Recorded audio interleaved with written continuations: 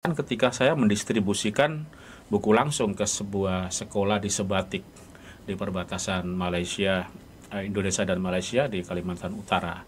Wah, ketika kita nurunkan buku-buku berkardus-kardus itu, murid-murid itu seperti menemukan surga. Kok ada buku bagus begini? Kira-kira begitulah ekspresinya. Saya nggak bisa menirukan anak-anak SD ya. Kira-kira, wah langsung eksplor, lihat-lihat buku. Bahwa perpustakaan itu bukan sekedar buku, bukan sekedar nata buku, bukan mengadministrasi buku, tapi perpustakaan adalah sebuah kehidupan. Kita nggak boleh egois. Seorang yang terpelajar, seorang yang punya kemampuan membaca, menulis yang baik juga harus peduli pada lingkungan, peduli pada kesulitan orang lain, peduli terhadap hak-hak masyarakat adat misalnya ya. Jadi itu adalah prinsip, karena orang yang berpengetahuan itu berbeda dengan yang tidak. Kalau orang yang berpengetahuan tidak peduli pada sesama, pengetahuan itu kemudian tidak bermakna.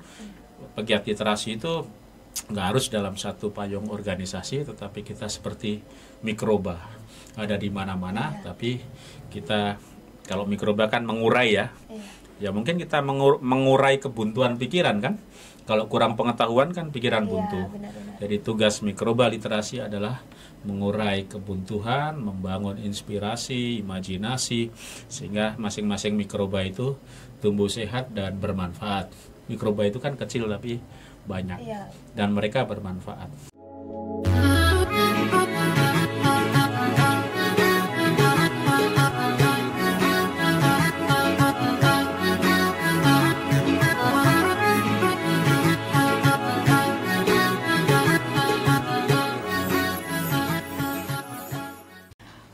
Assalamualaikum warahmatullahi wabarakatuh dan salam sejahtera untuk kita semua.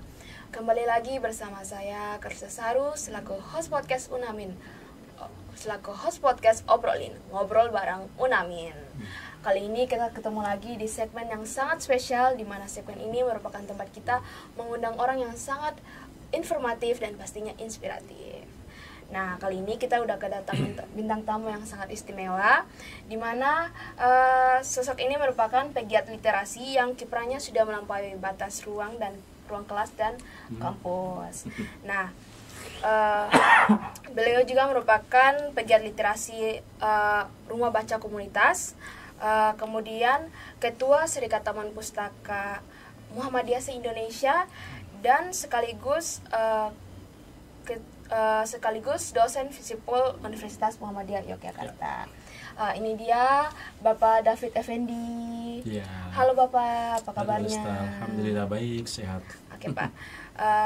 Jadi Bapak Effendi ini sejak tahun 2012 beliau sudah membagikan lebih dari 40.000 buku ya Pak ke berbagai pelosok di Indonesia.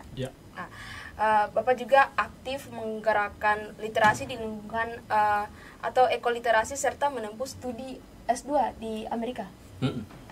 Oke. Sebelum kita berbincang lebih jauh nih, mungkin Bapak bisa memperkenalkan diri Bapak ke teman-teman yang menonton. Oke. Assalamualaikum teman-teman Unamin atau yang menyimak podcast Obrolin, ngobrol bareng Unamin. Saya senang sekali diajak untuk ngobrol juga ya sama dengan teman-teman yang lain. Saya David Effendi, asalnya dari Jawa Timur tapi sudah lama tinggal di Jogja sebagai pengajar, sebagai pendidik ya, dan juga aktif mempromosikan bahwa membaca adalah hak. Buku-buku tidak boleh diam, buku-buku harus terus bergerak, karena kalau buku diam dia akan membeku, sementara banyak orang yang belum bisa merasakan nikmatnya membaca buku, bagaimana buku bisa memajukan pikiran, menginspirasi untuk lebih kreatif, menulis atau bertindak untuk memajukan masyarakat, memajukan komunitas. Jadi itu mungkin. Oke. Nah, berbicara soal literasi nih Pak, apa sih yang pertama kali mendorong Bapak sehingga Bapak mau terjun ke dunia literasi dan mendirikan Rumah Baca Komunitas? Ya, saya waktu kecil agak jauh ya dengan dunia buku. Sangat terbatas buku di desa saya di tepi Bengawan Solo di Jawa Timur. ketika ada buku majalah dari kota yang dibawa oleh katakanlah guru atau tamu yang datang ke sekolah kami yang cukup pelosok, itu kami merasa buku itu luar biasa, buku itu apa ya, mewah ya, kemewahan ya. Buku itu kayak sesuatu yang mewah gitu ya. Dan dari sana saya terus suka membaca, suka kalau ada puisi di dalam buku itu, majalah Horizon ya, majalah sastra, saya kadang gimana cara membuat puisi seperti itu ya, saya tiru-tiru dikit, nanti tempel di mading kan. Kalau awal-awal niru dikit-dikit, nggak semua orang tahu karena mereka nggak membaca majalah yang saya baca gitu ya. Jadi sejak SMP itu aku merasa buku itu sangat bisa menginspirasi. Dan saya ingin sekolah lebih jauh, berani meninggalkan kampung, kemudian ke sekolah negeri di kota, SMA negeri, lalu ke mana, Jogja ya, sampai ke Amerika. Dari situ juga saya terus, imajinasi saya dari buku itu saya merasa dunia itu cukup luas, nggak hanya cukup di kampung. Dan mimpi itu sedikit banyak sudah terlampaui. Ke Amerika studi 2 tahun, ke Perancis, ke Belanda, ke Belgia, kemana lagi ya, Australia, Jepang. Keren. Kalau di Asia Tenggara mungkin sebagian besar ya, Thailand, Filipina. Aku merasa saya boleh sangat yakin bahwa itu semua digerakkan dari buku. Itu keyakinan saya. Dan saya tidak ingin saya sendirian. Saya ingin banyak orang yang juga mengalami hal yang mewah seperti yang saya syukuri, yang saya alami. Oke. Kan Bapak sudah berbagi buku lebih dari 40.000 buku nih ke pelosok seluruh Indonesia. Nah, bisa diceritakan nggak pengalaman paling berkesan ketika Bapak pertama kali membagi buku ke pelosok Indonesia? Ya, tahun 2000, sebetulnya startnya bukan tahun 2012, sebetulnya saya tahun 2006 waktu saya aktif di Ikatan Pelajar Muhammadiyah di pimpinan pusat. Saya punya kesempatan memberi kegiatan atau menjadi narasumber di banyak daerah. Saya selalu usahakan membawa buku dari Jogja, minimal 1 kardus. Ada banyak buku di Jogja. Saya merasa kenapa buku di Jogja banyak sekali yang diam. Karena orang di Jogja menganggap buku adalah bukan kemewahan lagi. Karena di Jogja banyak sekali penerbit, banyak sekali perpustakaan kampus yang bisa buka sampai malam, perpustakaan kota, perpustakaan daerah, taman baca sangat banyak. Sehingga kesan saya di Jogja orang sudah kurang mengistimewakan buku. Dari situlah saya merasa harus dibawa ke tempat lain yang masih membutuhkan buku. Karena menurut hitungan ya waktu itu dengan Perpusnas ya, saya sering bermain ke Perpustakaan Nasional di Jakarta.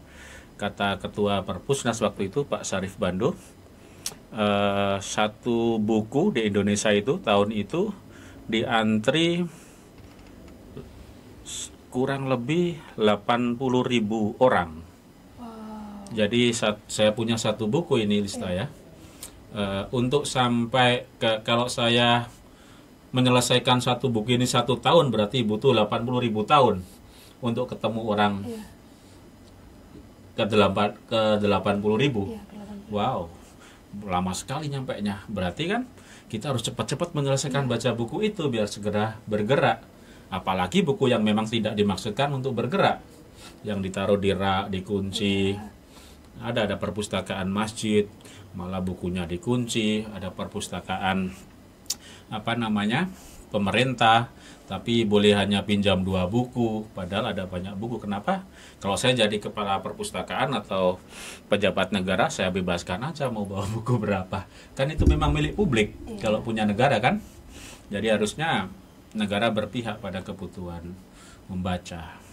Yang paling berkesan, kami kirim banyak buku lewat bantuan donatur, lewat bantuan, ada juga bantuan PT Pos yang menggratiskan mengirim buku untuk komunitas ya selama 2,5 tahun, mungkin 2016, 17, 18 ya, 3 tahun bebas kita kirim kemana-mana, ke perbatasan Malaysia, ke sini, termasuk ke Sorong. Waktu itu ada guru yang cukup semangat literasinya, Bu Nurvin kalau di SMA Muhammadiyah. Itu saya kenal baik. Lalu di Kokoda, di komunitas suku Kokoda, kemudian di Aceh, di Lampung, ada banyak sekali, hampir semua provinsi saya kira ya. Yang menginspirasi, yang cukup berkesan ketika saya mendistribusikan buku langsung ke sebuah sekolah di Sebatik, di perbatasan Malaysia, Indonesia dan Malaysia di Kalimantan Utara. Wah, ketika kita nurunkan buku-buku berkardus-kardus itu, murid-murid itu seperti menemukan surga. Kok ada buku bagus begini? Kira-kira begitulah ekspresinya. Saya nggak bisa menirukan anak-anak SD ya. Kira-kira, wah langsung eksplor, lihat-lihat buku. Dan kejadian itu juga terulang di tempat lain, bahkan tidak jauh dari Jogja. Artinya apa? Ketimpangan bacaan, ketimpangan akses menemukan buku itu di Indonesia masih tinggi. Orang mungkin mengatakan, wah semua sudah ada di genggaman, ada di HP. Saya kira kenyataannya tidak begitu. Siapa yang membaca buku anak-anak berlama-lama di HP? Anak-anak dikasih HP pasti ketemunya bermain atau hiburan ya. TikTok. Menarik sekali. Begitu. Karena di Jogja pasti itu hal biasa, tapi di pelosok-pelosok itu hal yang sangat luar biasa karena tidak mudah mendapatkan. Ya, saya merasakan betul waktu saya SD, isinya perpustakaan sekolah itu hanya buku paket-paket yang nggak ada menariknya, selain itu memberi tugas untuk diselesaikan ya. Jadi buku-buku yang berwarna-warni, yang fontnya ada kreasinya, itu belum semua anak bangsa menemukan buku itu. Oke. Nah, Bapak kan kuliah S2 di Amerika ya, Pak? Ya. Nah, saat kuliah S2 di Amerika, ada pengalaman literasi nggak yang membekas dan mempengaruhi Bapak sendiri? Ya, saya melihat mungkin kadang-kadang kita jadi nggak kurang bersyukur mungkin ya dengan tradisi kita, tapi harus diakui di kampus-kampus di luar negeri memang perpustakaan itu rame ya. Ya, kalau di Indonesia kita makin lama makin sepi kalau nggak kreatif. Sebetulnya sih pengelola perpustakaan harus kreatif ya. Menurut Bapak apa perbedaan perpustakaan yang ada di Amerika dan di Indonesia?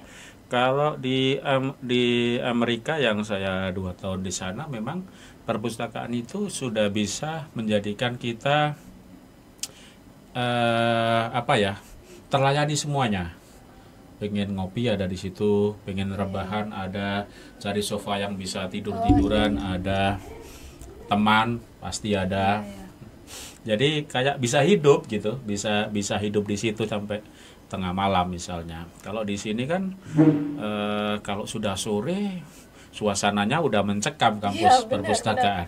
Jadi nggak hidup gitu kan. Nah itu kan kreativitasnya. Kalau sekarang saya lihat banyak perpustakaan sudah di Jawa mungkin ya sudah lumayan berbenah, tetapi mungkin harus berlanjut, tidak bisa ini pengadaan sofa di perpus lalu selesai, kan harus mencari cara Gen Z itu sukanya apa, sehingga perpustakaan juga menyediakan bacaan digital, menyediakan tempat untuk ngobrol, ada kafe, ada kantin gitu kan. Jadi mungkin ekosistem yang perlu dibentuk, bahwa perpustakaan itu bukan sekedar buku, bukan sekedar nata buku, bukan mengadministrasi buku, tapi perpustakaan adalah sebuah kehidupan. Perpustakaan itu ya kehidupan, gitu kan? Pikirannya hidup, imajinasi hidup, pertemanan hidup. Bahkan di Amerika kita relasi dengan petugas perpustakaan itu baik gitu, kayak saling menolong banget gitu. Jadi petugas perpustakaan itu welcome banget ketika saya mencari buku ini tapi nggak ketemu. Mereka kerja keras menemukan buku itu. Jadi kita merasa terlayani dengan baik dan merasa sangat beruntung gitu. Saya lihat perpustakaan di Jepang, perpustakaan di Belanda juga sama. Jadi perpustakaan itu memang harus bukan sekedar ada banyak buku, tapi kehidupan di dalam lingkungan perpustakaan harus hidup. Berarti ini bisa disimpulkan bahwa di luar negeri itu lebih mementingkan minat baca ini ya, minat baca. Ya, kalau minat baca sebetulnya saya masih sangat percaya di Indonesia punya minat baca, tetapi kesempatan membaca, akses terhadap bacaan yang berkualitas kurang baik. Saya minat baca tapi di SD misalnya ya, ada banyak orang senang sih membaca buku, tapi di perpustakaan sekolah kami nggak ada buku yang bagus. Gitu kan, berarti kan ini bukan hanya soal minat baca, tapi kesempatan dan buku yang berkualitas, yang menginspirasi. Buku yang berkualitas itu bukan yang menginspirasi ya, bukan buku yang meneror. Kalau buku LKS kan, lembar kerja siswa, pasti itu buku yang meneror kan, paket-paket itu, wah isian semua, ini nggak ada gambarnya sama sekali, nggak menarik. Padahal mereka masih SD yang harusnya mengembangkan imajinasi. Benar-benar. Buku SD nggak boleh isinya kayak buku modul anak-anak teknik atau mahasiswa. Harus yang mengimajinasi, membangun imajinasi. Oke, ya Pak. Nah, apa makna literasi bagi Bapak sendiri? Apakah hanya soal membaca buku atau lebih luas dari itu? Ya, saya merefleksikan selama bergiat di literasi dan perbukuan, dekat dengan penulis, tahu maksud penulis, tahu bagaimana penerbit itu susah menerbitkan, susah payah melayout, mengedit dan sebagainya. Saya kemudian merasa dunia literasi itu ya ekosistem tata kehidupan yang cukup menyangkut banyak kehidupan. Jadi jangan bayangkan buku adalah buku. Di dalam buku ini ada penulis yang berjuang untuk keluarganya. Di dalam buku itu ada mungkin hutan atau pohon yang merelakan dirinya jadi dijadikan buku. Kalau nggak dibaca, kalau nggak bermanfaat, betapa besar kerugian. Misalnya itu sisi ekologisnya ya. Jadi saya kira literasi harus dipandang sebagai sebuah cara bagaimana kita mengelola kehidupan yang baik. Dimulai dari pengetahuan, dimulai dari bagaimana kita menceritakan pengetahuan dengan menulis, menerjemahkan, lalu menceritakan kembali, menginspirasi orang menjadi buku, bahkan buku-buku yang bisa menjadikan merubah takdir orang ya. Buku itu bisa merubah takdir orang. Saya merasa bagian dari itu, Lista. Bapak sendiri? Saya merasakan buku merubah takdir hidup saya. Kalau tidak, saya akan jadi petani seperti orang tua. Iya, benar. Jadi saya kira bukan saya sendiri, pasti banyak orang. Semua sarjana seharusnya mengakui kalau dia kemudian jadi pegawai negeri, jadi orang yang bermanfaat. Semua sarjana pasti berutang budi pada buku. Nggak bisa lepas. Kalau dia sarjana beneran. Tapi kalau beli skripsi ya berbeda. Oke. Nah, menurut Bapak nih, apa tantangan terbesar menurut Bapak gerakan literasi di Indonesia saat ini? Pandangan tentang? Gerakan literasi. Oh, ya. Gerakan literasi di Indonesia itu mengalami banyak fase sejarah ya. Dari periode Soekarno memberantas buta aksara, kemudian Orde Baru masih melanjutkan sebagian kerja-kerja memberantas, bahasanya waktu itu ya, memberantas buta aksara, harus bisa baca orang itu, minimal buat nama, minimal bisa mengeja sederhana ya, membaca angka atau matematika. Kemudian setelah Orde Baru membuat program Taman Bacaan Masyarakat, lalu sekarang sebetulnya fasenya transisi, bagaimana kemampuan membaca itu juga harus berguna untuk menyelesaikan masalah yang dihadapi oleh masyarakat. Jadi itu namanya literasi, kalau zaman Orde Baru saya sebut literasi yang sangat developmentalisme. Jadi lebih ke self development. Saya bisa membaca, saya akan bisa mengembangkan diri, kemudian bisa bekerja misalnya gitu. Tapi kalau tahap berikutnya pasca reformasi, katakanlah kemampuan literasi kita harus bisa membangun masyarakat, bukan hanya individu. Saya bisa membaca, saya mau dok, saya harus mengajari adik-adik saya, mengajari komunitas, berani masuk ke kampung-kampung yang jauh untuk mengembangkan, untuk memajukan kelompok kita, kelompok warga ya. Jadi harus ada unsur sosialisnya ya. Sosialis dalam arti kita nggak boleh egois. Seorang yang terpelajar, seorang yang punya kemampuan membaca, menulis yang baik juga harus peduli pada lingkungan, peduli pada kesulitan orang lain, peduli terhadap hak-hak masyarakat adat misalnya ya. Jadi itu adalah prinsip, karena orang yang berpengetahuan itu berbeda dengan yang tidak. Kalau orang yang berpengetahuan tidak peduli pada sesama, pengetahuan itu kemudian tidak bermakna.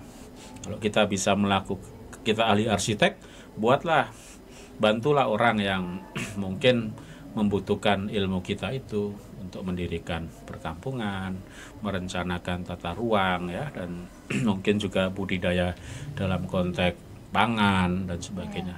Jangan sampai kita punya ilmu luas, tinggi, tapi hanya untuk kepentingan diri kita sendiri, hanya untuk ilmu itu saja, padahal ilmu itu juga didapatkan dari masyarakat, didapatkan dari alam, dari lingkungan hidup. Jadi bagaimana ilmu itu tidak hanya berguna bagi kita sendiri, tapi berguna juga bagi sesama kita. Iya, betul.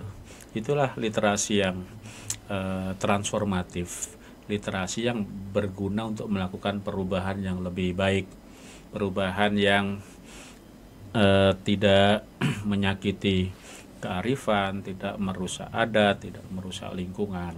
Dengan begitu kan kehidupan kita jauh lebih lestari ya. Karena masyarakat industrialis memang cenderung merusak. Maka kemampuan kita mengenali sifat-sifat rakus, industri, korporasi itu ya memang harus kita suarakan. Kalau enggak, siapa yang menyuarakan? Kalau bukan kita, siapa lagi? Iya, betul. Oke. Nah, sebagai Ketua Serikat Taman Pustaka Muhammadiyah nih Pak, bagaimana peran organisasi ini memperkuat ekosistem literasi di Indonesia? Ya, Serikat Taman Pustaka ini didirikan tahun 2017. Waktu itu pegiat-pegiat literasi di lingkungan Muhammadiyah, di kampus, perpustakaan kampus, pustakawan, penulis, perpustakaan masjid, tempat-tempat umum ya, di di rumah sakit dan sebagainya berkumpul 2017. Lalu kita punya tagline, berkumpul, berbagi, dan bergerak bersama. Jadi memang salah satu program utama Serikat Taman Pustaka ini berbagi buku sampai sekarang. Jadi kalau ada teman-teman adik-adik di mahasiswa Unamin yang suka berurusan dengan buku, saya senang sekali nanti berkontak, kita berkirim buku, ada yang menceritakan hasil bacaannya, pasti kita punya banyak sekali stok buku. Apalagi adik-adik Unamin misalnya ada kegiatan di Jawa, bisa kita ketemu, bisa kita bertukar atau cerita dan juga membagi buku. Jadi itu kemudian kita membuat semacam arisan tulisan atau urun daya tulisan ya, untuk menjadi buku, cerita dari Papua, cerita dari pegiat literasi di berbagai pelosok. Kita sedang menerbitkan tulisan-tulisan itu, jadi masih ada space kalau ada teman-teman di Sorong yang punya cerita berjuang melalui buku, melalui tulisan, kami akan senang sekali menerima itu. Dan kita anggap Unamin adalah bagian dari Serikat Taman Pustaka juga, karena kita di ekosistem yang sama. Oke Pak. Oh ya, ada kurang lebih 360, mungkin 64 kalau nggak salah ingat ya, itu jumlah perpustakaan komunitas yang di Serikat Taman Pustaka seluruh Indonesia. Di mana ada banyak Pak? Di Jawa memang masih mendominasi, Kalimantan, Papua ada itu perpustakaan SMA Muhammadiyah 1 ya, yang dulu Bu Nurfin kepala sekolahnya. Lalu di Kokoda, Taman Baca Mahardika, ada 2 berarti di Papua Barat Daya ini ya. Di Wamena ada, bahkan kita punya anggota di Taiwan dan di Mesir. Sampai di luar negeri juga ada. Karena ada PCIM, pimpinan cabang Istimewa Muhammadiyah, isinya mahasiswa juga. Kalau di Hong Kong pernah berkontak, tapi di Hong Kong itu para pekerja migran Indonesia menerbitkan buku banyak sekali. Pintar-pintar mereka, perempuan-perempuan yang keren, banyak bukunya. Ada riset juga, disertasi kalau nggak salah terkait dengan literasi para pekerja migran di Hong Kong, orang-orang Indonesia. Pernah berkontak, berbagi cerita aja, tapi belum jadi bagian dari Serikat Taman Pustaka. Tapi nggak harus juga, kita dimanapun pegiat literasi itu nggak harus dalam satu payung organisasi, tetapi kita seperti mikroba, ada di mana-mana. Tapi kita, kalau mikroba kan mengurai ya mungkin kita mengurai kebuntuan pikiran kan. Kalau kurang pengetahuan kan pikiran buntu. Jadi tugas mikroba literasi adalah mengurai kebuntuan, membangun inspirasi, imajinasi, sehingga masing-masing mikroba itu tumbuh sehat dan bermanfaat. Mikroba itu kan kecil tapi banyak, dan mereka bermanfaat. Benar-benar. Masa kita manusia nggak bermanfaat? Mikroba kecil saja bermanfaat, apalagi kita yang iya dong. Mereka sangat bermanfaat bagi ekologi, bagi ekosistem. Nah, menurut Bapak, bagaimana literasi bisa menjadi jalan bagi anak muda untuk melawan hoax dan polarisasi sosial? Apalagi sekarang kan banyak hoax. Betul sekali, Sa. Jadi seorang yang terbiasa punya tradisi literasi itu akan terselamatkan dalam beberapa urusan. Yang pertama, di dalam era sekarang ya, tidak gampang menjadi korban hoax, tidak gampang share informasi yang tidak valid, karena dia akan merespon dengan pengetahuan dia. Nggak masuk akal dah ini, masa Nabi ini disebut sesat, bukannya itu bacaan saya, nggak dah, ini pasti nggak benar. Dalam hal politik juga sama, dalam hal agama, ekonomi, ya nggak gampang terbawa arus informasi yang tidak valid. Yang kedua, cenderung lebih safe dari penipuan yang modelnya menggiurkan. Silakan kalau Anda mengasih modal 5 juta setiap bulan akan dapat 1 juta. Kayak gitu.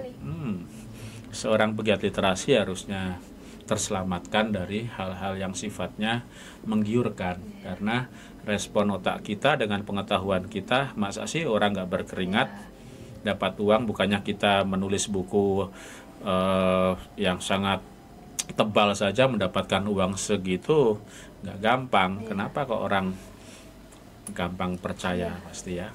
Kemudian yang ketiga, kita terselamatkan dari mungkin jerat undang-undang ya. Kalau kita memproduksi hoax gitu kan, bisa kena undang-undang UU ITE juga. Jadi pengetahuan itu memang menyelamatkan. Pada dasarnya orang yang berilmu itu akan lebih selamat dibanding yang tidak berilmu. Itu prinsip literasi sih ya. Jadi sama juga hal yang berbeda, kata-kata yang pas juga, orang yang berilmu juga akan punya peluang memberikan manfaat yang besar dibanding orang yang tidak. Jadi memang di dalam Islam orang berilmu itu derajatnya sangat tinggi dibandingkan bahkan ahli ibadah itu di Islam. Dan saya sangat percaya itu. Bahkan di Islam ayat Al-Quran yang turun pertama itu perintah membaca, bukan sholat atau ngaji atau berkerudung, tidak, tapi membaca. Berilmu itu jauh lebih utama dibandingkan ibadah. Dalam cerita tafsir ayat itu, berilmu dulu deh, gitu ya, baru diikuti oleh amalan-amalan yang lain. Tapi berilmu itu perintah, perintah itu wajib. Jadi enggak lah, saya sholat aja, nggak bisa baca, nggak suka baca, saya pengen sholat aja, nggak bisa. Harus berilmu dulu kalau urut-urutannya, dan itu harusnya berlaku di semua agama. Ya, semua agama saya kira menghargai pengetahuan. Benar. Oke. Nah, menurut Bapak, generasi muda sekarang nih lebih lemah atau justru lebih tangguh dalam hal literasi dibandingkan generasi sebelumnya? Ya, saya melihat berinteraksi dengan anak muda karena saya dosen, berinteraksi dengan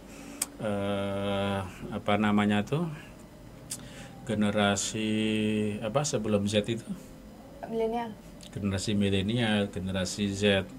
Salah satu hal yang harus kita apresiasi pada generasi Z adalah mereka lebih cepat belajar, lebih cepat paham, lebih cepat mengerti dengan bahasa-bahasa, dengan beragam bahasa mereka bisa tahu tanpa harus mengklaim pintar bahasa Inggris. Generasi Z itu paham instruksi dalam bahasa Inggris. Dan saya tidak terlalu percaya generasi Z itu generasi strawberry. Saya lebih apresiatif, lebih berpihak pada kemampuan yang terbaik, itu yang dikembangkan. Jangan mencari kelemahan generasi Z lalu kita tidak percaya kepada generasi Z. Katanya saya nggak percaya mengasih amanah teman-teman generasi Z ngelola organisasi, ngelola wirausaha karena mereka itu kurang tangguh misalnya. Itu sangat berbahaya. Yang kita perlu lakukan adalah bahwa generasi Z juga punya kemampuan. Semua zaman pasti generasi itu punya keistimewaan. Keistimewaan generasi Z, pemuda hari ini, adalah mereka cepat belajar. Semakin kita kasih kesempatan mereka akan tumbuh menjadi yang terbaik di zamannya. Oke. Nah, jika ada satu pesan untuk anak muda terkait literasi, apa yang ingin Bapak katakan?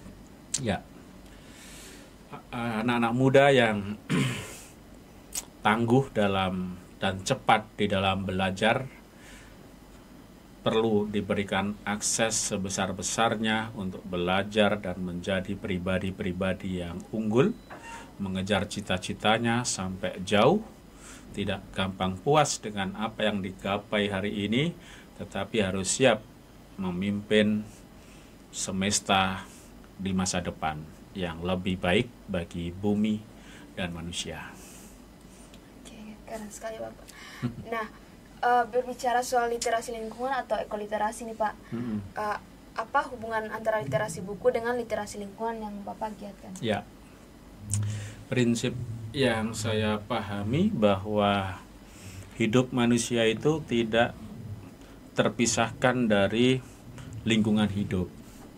Manusia sangat tergantung pada lingkungan hidup, sehingga jangan sampai kita sebagai manusia itu hanya punya pengetahuan tentang ekonomi, tentang perbanyak uang, perbanyak barang, beli ini, beli itu, bangun ini, bangun itu. Tetapi miskin dalam pengetahuan, hutan yang rusak, oksigen kita akan berkurang, cadangan air bersih kita akan berkurang, lemah dalam cara bagaimana mempertahankan sumber daya di laut. Karena tadi itu ekonomi kan hanya taunya jual dapat uang, jual dapat uang. Maka ekoliterasi itu bisa membangun keseimbangan. Kita perlu makan, tapi kita juga nggak boleh dong bumi kita rusak. Kan kita hidup di bumi. Jadi ekoliterasi adalah bagaimana pengetahuan dan praktik yang menyeimbangkan antara kebutuhan manusia dan kebutuhan ekosistem secara keseluruhan, sehingga hidup itu bisa terus, generasi kita tidak musnah, tidak punah. Jadi sebetulnya pendeknya ekoliterasi itu adalah sebuah gerakan, ya, sebagai kata kerja bahwa hidup di bumi kalau mau lestari ya harus punya pemahaman melek ekologi, harus punya ilmu yang bukan hanya untuk kepuasan, hanya memenuhi kebutuhan manusia tanpa memikirkan kebutuhan alam sekeliling kita yang kita juga bergantung pada mereka. Alam bisa hidup tanpa manusia, tapi tidak sebaliknya. Ya, manusia tidak bisa hidup tanpa air, tanpa oksigen, tanpa nabati dari ikan, dari hewan. Jadi manusia memang harus berhutang. Manusia itu kan penghuni belakangan. Ya, manusia itu ditaruh di bumi pun sebetulnya surga. Jadi kalau saya boleh berkelakar ya, sebetulnya Nabi Adam itu tidak diusir dari surga, itu dari surga yang level berbeda saja, tapi tetap surga, bumi itu. Bagaimana kita mengatakan tidak? Apalagi di Papua, Raja Ampat adalah surga terakhir. Saya sudah pernah ke sana dan sangat sedih kalau itu dirusak. Benar sekali, saya juga merasa sangat sedih, apalagi mudah-mudahan pemerintah harus berempati lah dengan alam yang indah itu. Tidak semua alam harus ditukar dengan uang. Iya, benar-benar. Oke. Nah, apa gerakan literasi lingkungan yang lebih efektif nih menurut Bapak? Dijalankan lewat buku atau praktik langsung atau kombinasi keduanya? Ya, saya kira kombinasi itu bisa menjembatani ya, karena tidak semua aktivitas itu memang bisa sih langsung praktek. Bagaimana kita berinteraksi dengan air, lalu kita menghargai air, ada kecerdasan ekologis ya, bagaimana kita berbuat baik dan memperlakukan sumber kehidupan itu secara adil ya. Tapi kalau di lingkungan sekolah, pendidikan juga bisa kok dilakukan dengan lewat pengetahuan, lewat bacaan, karena tidak semua orang juga punya kesempatan di dunia pendidikan ya, tidak semua orang memang punya kesempatan berinteraksi dengan sungai karena rumahnya jauh dari sungai. Tidak semua orang tahu hutan itu kayak apa, sehingga buku memang menjembatani kesenjangan pengetahuan itu. Kalau teman-teman tinggalnya di area hutan ya nggak perlu diajari hutan itu apa, seperti seperti kita mengajari ikan cara berenang, karena memang hidupnya sudah di ekosistem itu. Mereka punya kebijakan, punya adat bagaimana memperlakukan hutan dan alam ya. Tapi buku memang salah satu mukjizatnya adalah menjembatani pengetahuan. Pengetahuan itu kan bisa langsung dari sesuatu yang nyata, tapi pengetahuan juga dijembatani oleh buku yang menceritakan realitas nyata tapi berbentuk novel, berbentuk cerpen, berbentuk puisi. Semuanya itu sebetulnya basisnya adalah alam nyata yang diimajinasikan, yang direproduksi dengan interaksi pikiran, dengan intuisi ya. Sebetulnya buku tidak mungkin berangkat dari sepenuhnya sesuatu yang abstrak, tapi semua puisi yang saya pahami juga diajari oleh alam semesta, bulan, bintang, malam yang gelap, laut yang berdebur, dan sebagainya. Semua itu mengajari manusia. Jadi ekoliterasi juga begitu. Pada dasarnya manusia tidak punya pengetahuan apapun, alam yang mengajari. Benar-benar. Oke. Nah, bagaimana pengalaman Bapak sendiri menghubungkan literasi dengan isu berkelanjutan dan ekologi? Ya, di seluruh dunia, di bumi ini memang sedang ada proses apa yang kita sebut sebagai degradasi lingkungan. Jadi kualitas lingkungan di seluruh bagian bumi ini mengalami penurunan kualitas. Yang salah satu penyebabnya adalah industrialisasi yang overdosis, industrialisasi yang melebihi kebutuhan, industrialisasi yang digerakkan oleh keinginan. Ya, seperti contohnya cadangan listrik kita ini sangat berlebih hari ini karena terlalu banyak batu bara yang dibongkar dari Kalimantan. Mungkin nanti ke depan juga sangat mungkin kalau kita biarkan ambisi-ambisi menambang nikel itu, mungkin pada periode berikutnya kita mungkin juga surplus baterai atau surplus listrik juga, bertenaga baterai, karena orang itu membisniskan barang milik publik sebetulnya ya.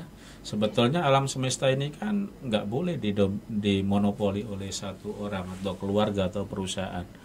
Nikel kan milik bersama. Dan sekarang faktor-faktor itu yang menjadikan lingkungan hidup seluruh bumi ini hancur. Jadi tadi titik poinnya apa di terakhir? Di pertanyaan terakhirnya tadi? Literasi dengan isu keberlanjutan dan ekologi. Ya. Jadi pengetahuan bahwa bumi kita mengalami kerusakan itu harus men-challenge anak-anak muda bahwa bumi kita tidak sedang baik-baik saja, sehingga kita perlu gerakan hemat listrik, gerakan mengurangi polusi, mengurangi penggunaan plastik sekali pakai, mengurangi mungkin kalau di kantor-kantor AC-nya jangan terlalu dingin, kalau bisa tanpa AC yang berbahan bakar fosil atau batu bara itu pasti lebih baik. Tapi kita mungkin harus lebih banyak kampanye ya. Anak-anak muda misalnya punya hak di masa depan. Anak muda masih mendapatkan lingkungan hidup yang sehat. Jangan rusak sekarang atau jangan pernah dirusak yang nggak bisa dikembalikan lagi. Jadi cara menghubungkannya menurut saya anak muda harus lebih melek ilmu-ilmu atau persoalan-persoalan lingkungan hidup, sehingga mereka harus bersuara. Suara anak muda adalah suara masa depan. Kalau orang-orang tua sekarang yang merusak, anak muda harus mengingatkan. Benar. Oke Pak, Bapak kan sebagai dosen Visipol di Universitas Muhammadiyah Yogyakarta. Ya. Nah, bagaimana Bapak bisa membagi peran nih antara dosen dan dengan aktivitas literasi di lapangan? Ya. Sebagai dosen memang kita punya yang namanya Tridharma ya. Tridharma, kita juga mengajar. Kalau saya memilih dosen peneliti status yang terakhir ini karena saya lebih sering berinteraksi dengan masyarakat, pergi ke daerah, membuat pelatihan, membuat training, membuat kegiatan-kegiatan sosial ya. Jadi apa yang kita lakukan sebetulnya melengkapi kewajiban kita sebagai dosen, karena dosen juga nggak boleh hanya mengajar. Jadi harus membuat pengabdian, lalu penelitian. Ketika saya turun ke lapangan ya saya manfaatkan minimal memenuhi 2 unsur. Jadi berinteraksi atau pengabdian, membuat kegiatan sosial, juga membuat tulisan. Dari cerita kami ketemu teman-teman yang beragam di Sorong, saya juga bisa memproduksi tulisan. Bagaimana teman-teman Papua juga sangat ingin alamnya tetap lestari, tapi pilihan kebijakan negara ternyata berbeda. Pengennya negara punya uang banyak, pengennya negara itu pengen kaya, tapi selama bertahun-tahun ternyata dengan merusak lingkungan negara kita tidak jadi kaya. Yang kaya mungkin siapa ya? Yang kaya oligarki lah ya, karena UNAMIN harus tahu itu. Yang kaya hanya segelintir orang. Ingat kemarin di seminar di UNAMIN, 50 orang terkaya di Indonesia setara dengan jumlah aset kekayaan 50 juta orang di Indonesia.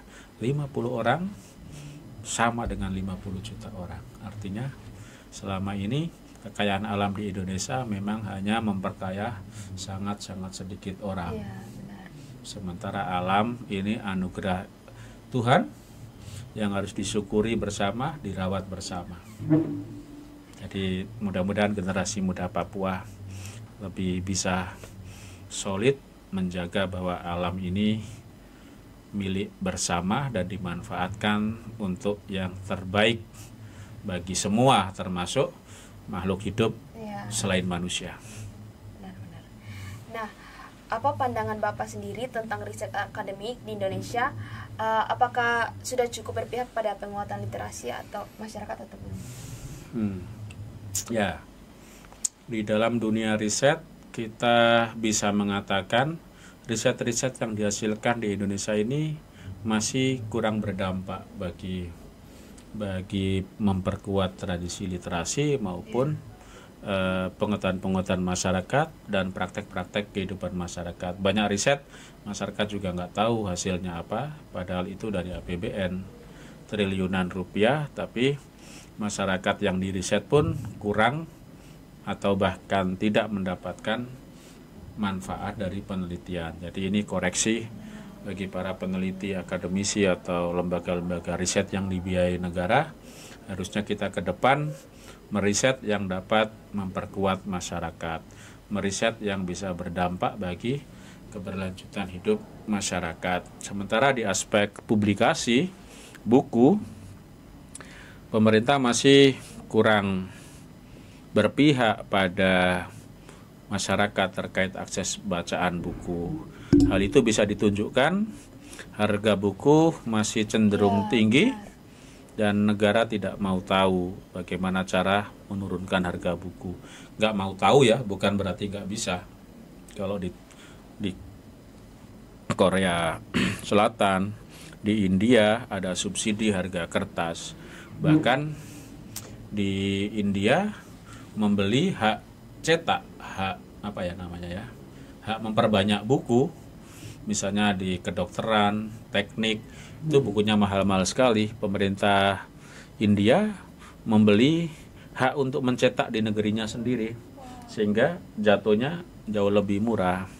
Indonesia nggak punya solusi dengan mahalnya buku, sehingga yang terjadi ya pembajakan buku itu ada yang dirugikan, penulisnya yang sudah bersusah payah, lalu penerbitnya yang juga sudah bekerja keras menghidupkan perbukuan, tapi justru dirugikan. Harusnya negara hadir, negara akan punya sumber daya, banyak itu uangnya, mau jadi nasi basi atau mau jadi pengetahuan yang lestari. Menurut Bapak, apa buku yang paling mengubah cara pandang Bapak sendiri tentang hidup? Ya, saya membaca judul buku ya. Iya. Ya, saya waktu semester 1 di Jogja sering main di toko buku yang boleh membaca di dalam toko buku itu. Memang saya menemukan bacaan ini di toko buku ya, buku tetralogi Pramudia Anantatur. Harus diakui, saya harus jujur, itu memang buku yang mengajarkan prinsip berjuang dan punya idealisme, punya mimpi ya, dari tetralogi Pramudia ya. Ada Anak Semua Bangsa, ada Bumi Manusia, Rumah Kaca, Jejak Langkah. Bagi saya itu buku yang mengajarkan banyak hal, termasuk cara pandang kita terhadap penjajahan, cara pandang kita terhadap patriarki misalnya ya. Di bukunya Pram itu ya, perempuan juga punya peran penting, harus dihargai. Terus bagaimana seorang penulis juga harus punya prinsip untuk terus sekuat-kuatnya mempertahankan haknya, mempertahankan bangsanya ya, di tengah penjajahan, di tengah-tengah cerita ya intinya penundukan atau penjajahan ya, termasuk cara berpikir yang adil. Saya sangat terinspirasi ya, merasa setiap kalimat-kalimatnya itu kayak pesan untuk saya ya, sebagai anak muda di dalam sosok Mingke di dalam buku tetralogi itu. Kapan-kapan mungkin kalau ada pojok literasi di Unamin, saya pengen sekali kirim-kirim buku-buku yang sudah pernah saya baca. Bisa itu Pak, karena kebanyakan di sini juga tiap sore ada beberapa mahasiswa yang suka duduk di lapangan ya, kumpul-kumpul baca-baca. Oke, bagus sekali. Nanti kita tunggu teman-teman mahasiswa Unamin untuk memulai ngobrolin buku. Mungkin sesi podcast ini ada juga seri ngobrolin buku dong. Bisa. Oke. Nah, jika bisa kembali ke masa lalu nih Pak, hal apa yang akan Bapak lakukan berbeda dalam perjalanan literasi Bapak sendiri? Hal yang bisa kembali ke masa lalu ya. Iya. Hal berbeda apa yang ingin Bapak lakukan? Kalau kembali ke masa lalu sebetulnya yang saya pikirkan justru bagaimana kehidupan itu tidak ada alam yang dirusak untuk kepentingan segelintir orang ya. Saya kepikirannya itu sih. Jadi kembali ke masa lalu, kehidupan masih sangat organik, tidak ada ukuran uang sebagai standar. Jadi lebih ke kehidupan yang lebih bersolidaritas sosial, alam-alam masih baik, kita hanya mengambil secukupnya, tidak ada korporasi, gitu-gitu sih. Oke. Apa mimpi besar Bapak untuk gerakan literasi di Indonesia dalam 10 tahun ke depan? Wah, udah banyak sekali pertanyaannya ya. Seperti ujian. Mimpi besar. Kalau mimpi besar saya, setiap rumah harus punya perpustakaan dan itu menjadi sebuah kemewahan dalam keluarga. Jadi lahirlah generasi yang menghargai pengetahuan di rumah-rumah itu. Karena dalam perjalanan sejarah ternyata keluarga-keluarga di Indonesia itu tidak semua dilahirkan dari tradisi literasi. Karena apa? Ya karena kesulitan hidup yang bermacam-macam, yang itu mungkin juga ditimbulkan dari mungkin secara historis kita dijajah sehingga kita ada banyak kesulitan di dalam hidup masyarakat ya. Sehingga mimpi saya sederhana, terwujudnya masyarakat yang menghargai buku, pikirannya maju, karya-karyanya bermanfaat, masyarakatnya makmur. Oke, keren. Terakhir nih Pak, Oke. Bagaimana Bapak ingin dikenal sebagai akademis atau aktivis literasi atau pejuang lingkungan? Wow, ini kok bisa ya buat pertanyaan bagus gitu ya. Tapi tiga-tiganya kalau kita coba usahakan ya akademisi, punya riset-riset tentang lingkungan, tapi juga suka berbagi pengetahuan, berbagi buku. Boleh nggak sih kayak gitu? Menjadi kayak gitu? Boleh. Jadi akademisi yang suka membela lingkungan, meneliti penelitiannya tentang lingkungan, bagaimana lingkungan harus dijaga oleh negara, oleh masyarakat, oleh pasar ya. Tetapi juga tetap bisa bagi-bagi buku. Benar. Boleh sih, justru itu lebih baik lagi. Ya, mudah-mudahan bisa. Dan saya berusaha melakukan yang bermanfaat. Oke, terima kasih banyak Bapak Sama-sama. sudah mau sharing-sharing inspirasi. Pertanyaannya luar biasa. Sudah mau berbagi ilmu buat teman-teman yang menonton dan juga saya sendiri. Ya, nah, oke. Semoga obrolan kita hari ini bisa menjadi penyemangat untuk teman-teman semua yang lagi nonton untuk bisa bergerak sekecil apapun langkahnya. Sekecil apapun tetap melangkah. Ya. Untuk teman-teman, terima kasih sudah menonton hingga saat ini. Jangan lupa untuk teman-teman semua memfollow Instagram Unamin, yaitu Unamin Official, kemudian Facebook, TikTok, dan juga Threads. Dan jangan lupa juga untuk like, comment, dan subscribe. Mungkin Bapak bisa kasih tahu sosmed dari Bapak atau bacanya? Sosmed di Instagram saya davideffendi.id. Lalu hampir di semua tempat David Effendi, tapi harus diingat muka saya karena ada 1-2 nama yang sama. Oke. Nah, terima kasih sudah menonton teman-teman. Saya Karsa Saru pamit undur diri dan jangan lupa untuk terus membaca, menulis dan berkarya karena perubahan besar selalu dimulai dari satu halaman. Sampai jumpa di episode berikutnya. Oke.